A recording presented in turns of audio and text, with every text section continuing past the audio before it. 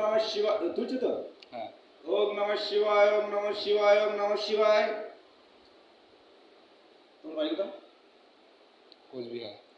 এখন যে আমি ভাইটার হাত দেখছি, এনার বাড়ি হচ্ছে কোচবিহার। তিনি শিউড়ি একটা কলেজে পরীক্ষা দিতে এসেছেন, তাই হোস্টেলে রয়ে গেছেন। ভাইটির হাতটা আমি দেখতে বলে, তাই আমি দেখে দিচ্ছি। একটু ভবিষ্যৎবাণী বলে দিচ্ছি কি হবে না হবে।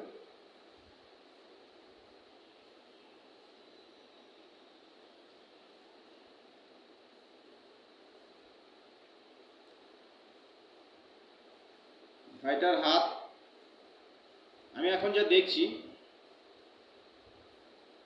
ওনার শুক্র গ্রহ খুব ভালো, মানে হাই তুঙ্গে যাকে বলে।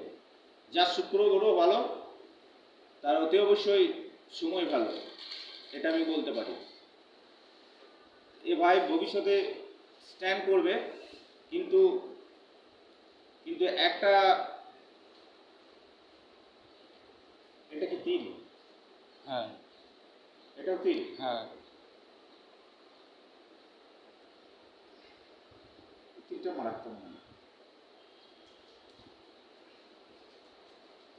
মোটামুটি এখন হাতটা বৃহস্পতি তোমার একটু ডাউন আছে, সত্যি করে বৃহস্পতি একবারে মানে একটু ডাউন।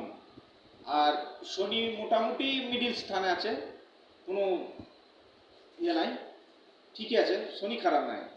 কিন্তু এই ভাইয়ের ভাগ্যরেখাটি এখন ওঠেনি, উঠবে। মিনিমাম এই ভাগ্যরেখা উঠতে 6 মাস টাইম লাগবে। তাও এনার ভাগ্য মোটামুটি এখন ভালো। বৃহস্পতিটা একটু খারাপ আছে, তার জন্য বৃহস্পতি জনের প্রতিকার করা অতি অবশ্যই উচিত। বৃহস্পতি যে খারাপ আছে সেই জন্য কি সমস্যা হবে? সেই জন্য মানে গুরুবলটা তোমার স্ট্রং রাখা দরকার। তার জন্য তোমাকে একটা প্রতিকার করতে হবে। তোমাকে প্রতি বৃহস্পতিবার 1 বালতি জলে একটু গুঁড়ো হলুদ মিশিয়ে স্নান করতে হবে, বুঝলে? স্নান করতে হবে, তাহলে দেখবে আস্তে আস্তে তোমার বৃহস্পতিটা মিটে যাবে। আর তোমাকে বৃহস্পতিবার নিরামিষ খেতে হবে, কোনো আমিষ জাতীয় খাবার খেলে হবে না। এনার মঙ্গলের কাছে একটা তিল আছে, তিলটা আপাতত এখন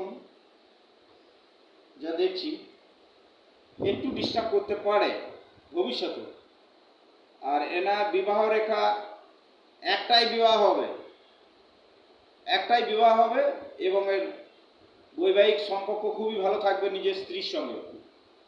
কিন্তু কিন্তু মাঝে মাঝে ইনি একটা মানে অন্য মনস্কর হয়ে যায়, সেটা এখানে না বলাই হলো।